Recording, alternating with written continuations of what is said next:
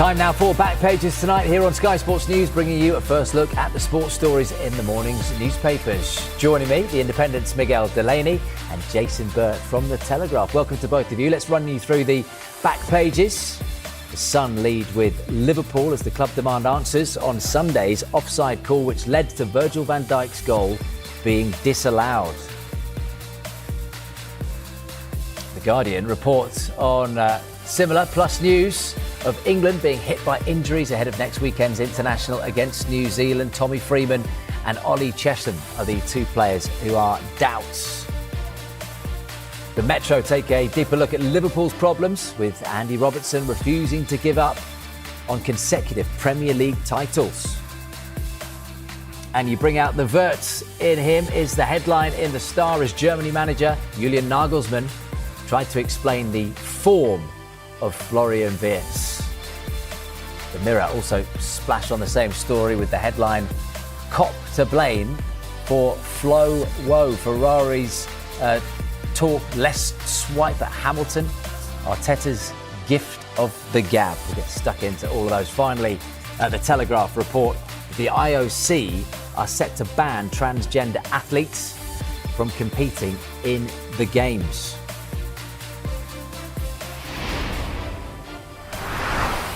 Right, gents, let's start, shall we, with the story on the back of the Sun. Reds roar. On the left, we've got Jeremy Doku, a City dock and roll, with Doku saying that nobody will be able to live with Manchester City now that they are on song. But, Miguel Delaney, what is your take on this story on the right? Reds roar, fuming cop demand answers on that offside call.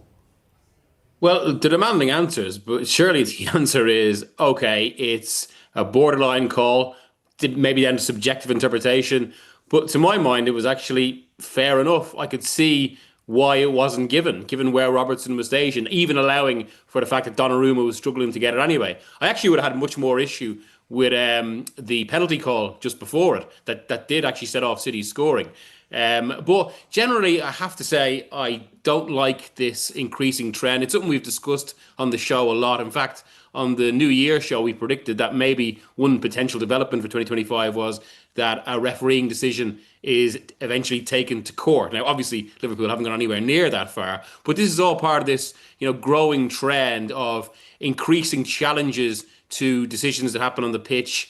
I don't like it, and I think even if clubs have issues with refereeing and PGMOL, as we know many do, I don't think this is the way to improve standards in the way they want.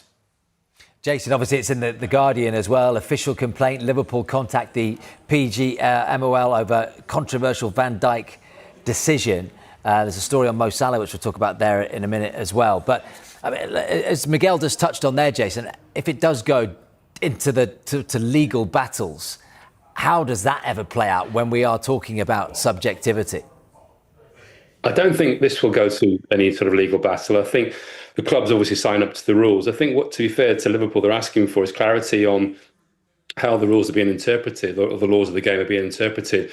I think the clear example that people were talking about yesterday was the goal that Manchester City scored last season against Wolverhampton Wanderers, when Bernardo Silva was in a similar position to Andy Robertson. Actually, he was even closer to the goalkeeper and arguably impeding the goalkeeper even more. So I think from Liverpool's point of view, there is a fair point to argue about clarity and consistency. The problem with it all is the subjectivity of it, and the rules have been changed to make them much more of a subjective call.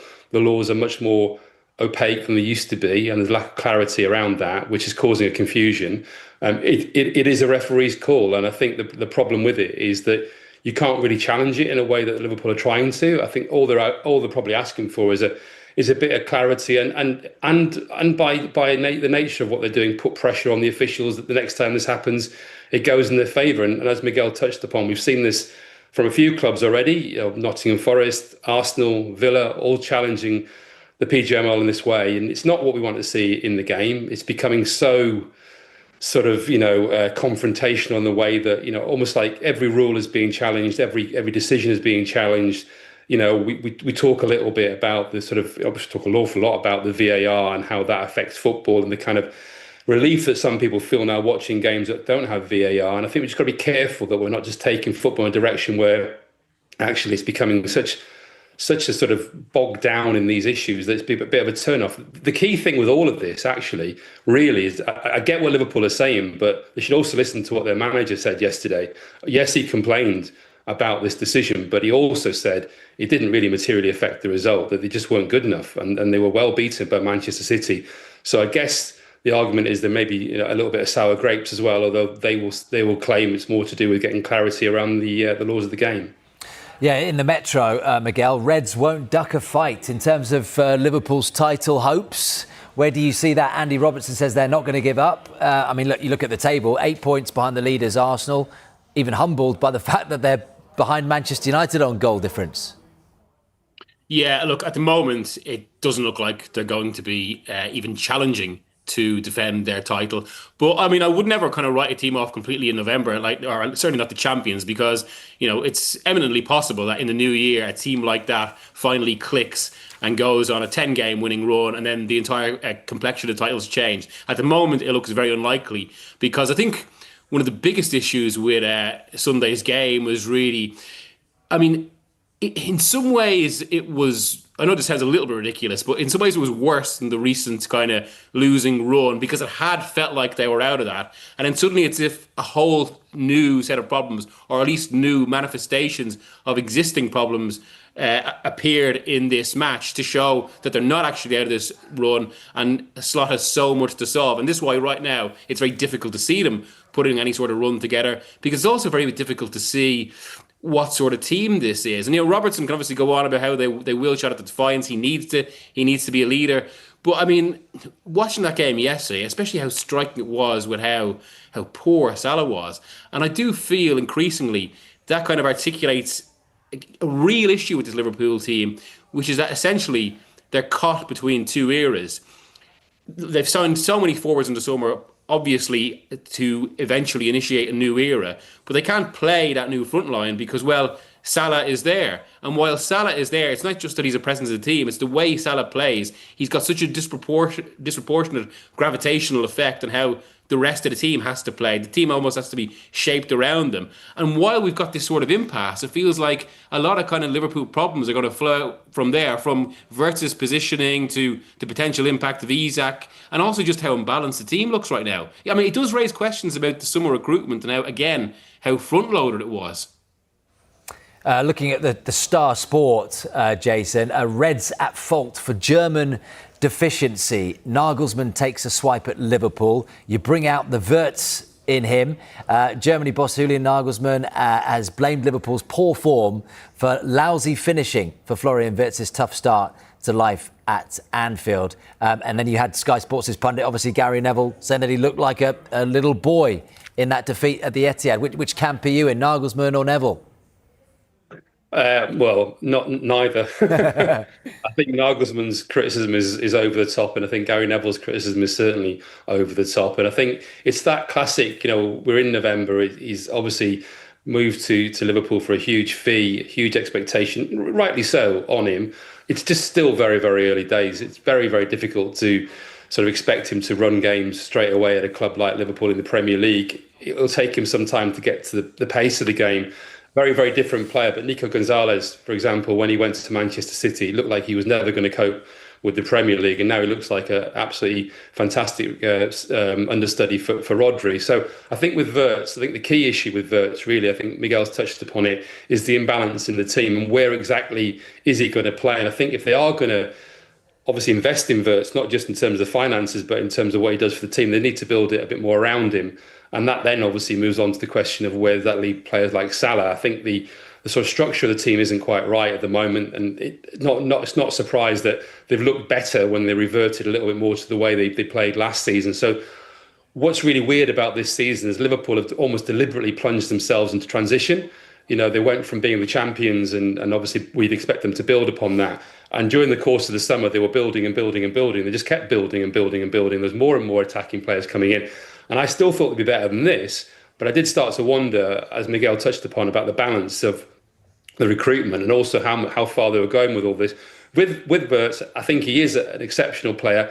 Unfortunately for Liverpool, I think we'll probably see the best of him next season With Nagelsmann, he has to defend his player, doesn't he, in terms of the national team, and he has to come out fighting on his behalf. And it's that classic national team, when a player goes on international duty, the national team group around him and obviously take a swipe back at the criticism he's faced domestically. But I do feel for him a little bit. In saying all of that, there is definitely credence in what Gary Neville's saying. Yesterday, he did look a little bit lost.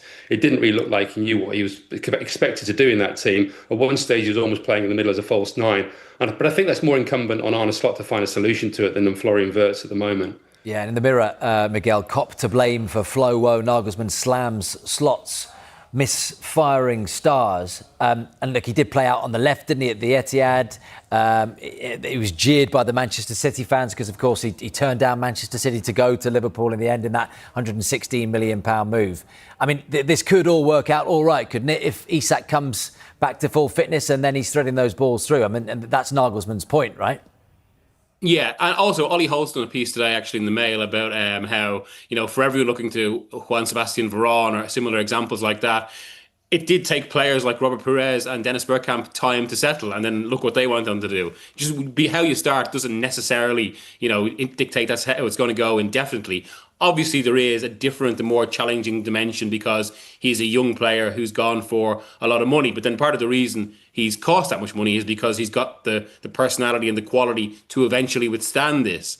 Yeah, and I think the structure isn't helping him, and I think the structure is also causing issues that looks more like individual problems for him. There was one moment that really stood out for me yesterday, which was in the second half, just when Liverpool were, the one time in the game when they're beginning to build up a bit of momentum, and Wirtz got the ball out on the right. And it looked like from the sort of situation where I've seen him play for Germany at Euro 2024, where he thrust on from those positions and you would have expected him to make something happen. And instead he was sort of kind of muscled off the ball by two City players and just bundled over. And like that kind of fed into this idea that he hasn't physically adapted yet, which he probably hasn't, despite some real flashes. And yeah, I think it is just one of those cases of it's going to have to be the structure eventually getting right around him and him gradually kind of building his way up and kind of turning what have been some good flashes and some generally okay moments into something more productive. But then, as Nagelsmann said as well, part of that is actually on Liverpool's other attackers to take some of the chances. I mean, one of the best moments, sorry to go on that, but one of the best moments that Wirtz had so far, actually, I was at the Chelsea game that Liverpool ended up losing. An incredible turn to set up Salah. But what happened there, Salah missed. And that could have been a kind of a breakout moment, but because it wasn't a goal, it's one that's probably going to be forgotten. OK, we're going to take a quick break. When we come back, we will look at more of the sports stories in the morning's papers, including this in The Telegraph. A year of Ruben Amorim at Manchester United. We'll get the AGM of Amorim from Bert and Delaney.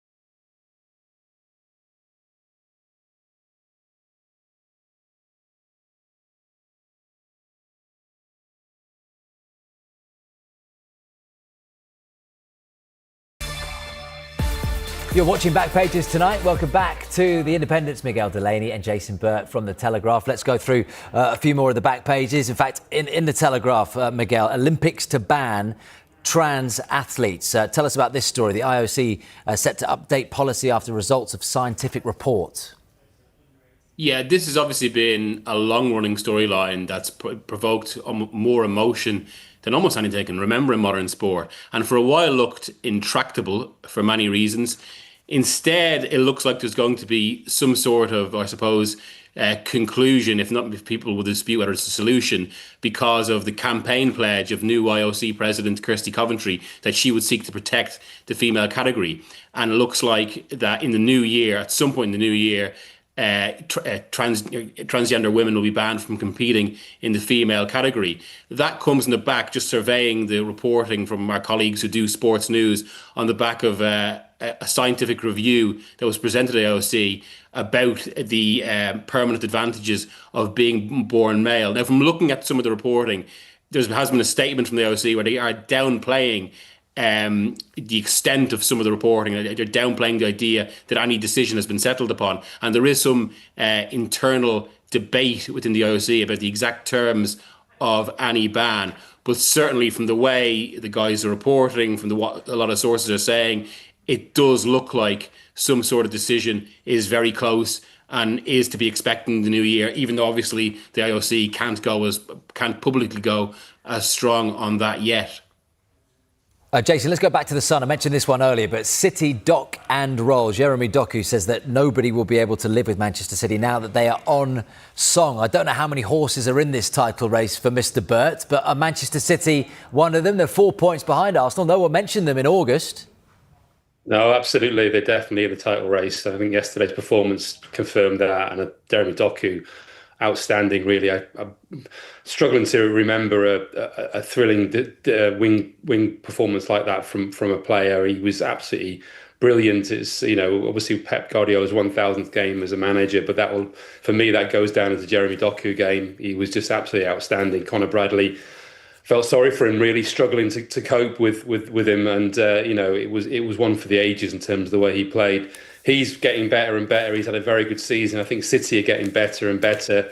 I think the strength of that squad now is going to come to the fore. We're starting to see players really sort of stepping up. Phil Foden, obviously being returning to form. People talk about Erling Haaland, and I made a joke before about it being the Erling Haaland team in the way that Pep Guardiola talked about Tottenham Hotspur being the Harry Kane team. That probably still is the case, but that's probably because Haaland is so exceptional. But actually, the players around him now are really starting to play their part in that, and you see that with Cherki, with Foden, with Doku. I think they really will be in the race with Arsenal. I think it will be those two who will pull away the way things stand at the moment. I think it was such an important win for them yesterday to put themselves 4 points behind Arsenal and capitalise on that draw on Saturday that Arsenal had with Sunderland. And it wasn't just the points, but obviously the manner of that victory. I think it was a real statement performance all round. Arteta's gift of the gab, Jason, in the Mirror, top of the Mirror there. Gabriel Jesus is heading a list of big-name stars ready to give Arsenal's title push a huge boost. How much could they do with him back in terms of versatility up front? Yeah, and I think that's a real compliment to Arsenal and Arteta, how they've managed to cope. We talk about the strengths of the squad, and the argument being this season they've got the strongest squad in terms of the cover they have in every position all over the pitch. But actually, to be fair to them, they've been missing a lot of players who are playing in the top half of the pitch this season, but have managed to cope with that. Obviously, Kai Havertz has been out, Gabriel Jesus has been out, Gabriel Martinelli is now out, Martin Odegaard is out. Gyökeres is out. So, in previous seasons, there's just no way they could have coped with that. And I remember when Martin Odegaard got injured, I think it was last season, it seemed like it was a disaster for Arsenal. They just seamlessly carried on. And I think Gabriel Jesus obviously has had an awful lot of injury problems at Arsenal. It looked at one stage that maybe he wasn't going to be in the picture, but that they could really do with him coming back in terms of the versatility he has to play across that forward line. But it's a real compliment towards Arsenal and Arteta that we concentrate so much on the set pieces and the goals they've scored from set pieces, but actually they've managed the situation extremely well because they've had quite a tough start to the season, but they've almost brushed that aside and they've made no excuses about the number of players being out. So these players coming back will only boost them after the international break. So, Miguel, a boost for Arsenal on the injury front. A bit of a blow for Thomas Tuchel. Daily Express Sport. Gordon, a worry for England. Thomas Tuchel has been left sweating on the fitness of a key players, I should say, for that World Cup qualified double-header with Serbia and Albania. Anthony Gordon, blow for him, Miguel. Yeah, I think maybe more personally for Gordon, especially given Newcastle's difficult season. And now we are getting to the point where obviously Tuchel is thinking about potential World Cup selection, given they have qualified, and that's obviously why this isn't as much of a blow for England.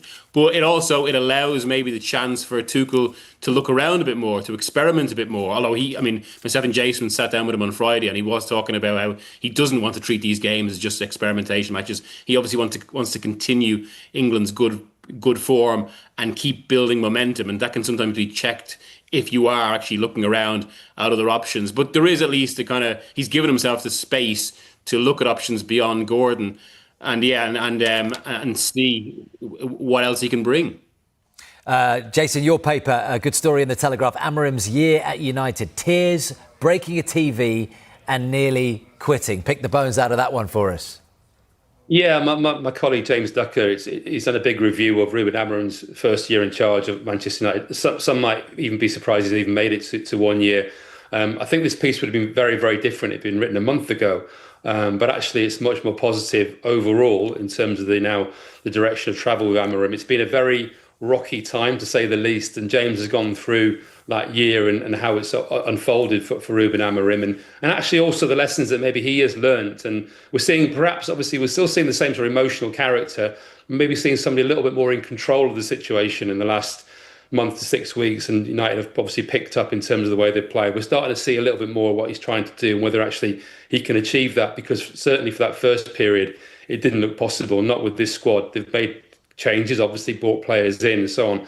But actually, I think it's a much more positive picture now for Manchester United, although when you sort of look at the stats and the figures and you look at the win percentages, and they are still very, very low. And I think he's got the lowest win percentage of any manager has been at Manchester United since Alex Ferguson. Obviously, Alex Ferguson, the 59% win rate. I think Ruben Amorim's around 39%, which is just not acceptable for a manager at a club the size of Manchester United. But as I say, if you look at the last month in particular, it starts to look a little bit better, but there's still an awful long way to go. But it's a really good read. Talks about all the different ups and downs that Amorim's gone through, the different emotional roller coaster and some of the players and so on. So I think it will be one that people should enjoy reading. Miguel, it's like a game of Pac-Man for these Manchester United fans. Every corner that they turn, there's a little monster around the corner ready to get them. It looked 3 straight wins and then 2 draws. But where are they in terms of being, inverted commas, back, Ruben Amorim's side? Well, I think maybe part of the way, and I wouldn't say back yet, and neither would Ruben Amorim, evidently. I mean, because if the team isn't consistent, he has been. I was there